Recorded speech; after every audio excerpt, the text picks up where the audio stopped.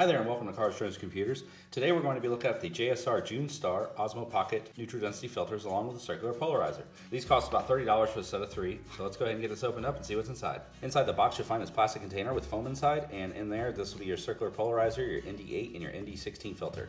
If you all use this container, go ahead and have your magnets facing up, that way it's much easier for the Osmo Pocket to put them on.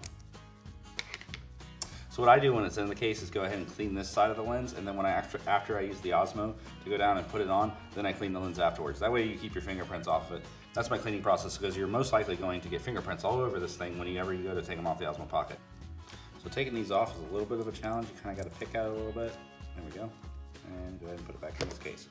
What you can also do is go ahead, put one on, and another one will magnetize right over the top of it, so if you need a polarizer and a neutral density filter. So neutral density or ND filters help your Osmo Pocket have smoother footage in bright lights. So if you put on an 8 for, let's say, a medium bright day and a 16 for a super sunny day, to help eliminate choppiness. The sunnier and brighter your lighting environment is, the more ND filters you might need. Now they make a more advanced kit that has additional ND levels like ND4 and ND32. Hopefully DJI will eventually release their own version. For now, these here seem to work pretty good. If you like today's video, please be sure to give me a thumbs up down below. Also, if you want to see more content on the Osmo Pocket or Cars, Drones, or Computers, go ahead and hit that subscribe button. Thank you all for watching and have a great day. Bye for now.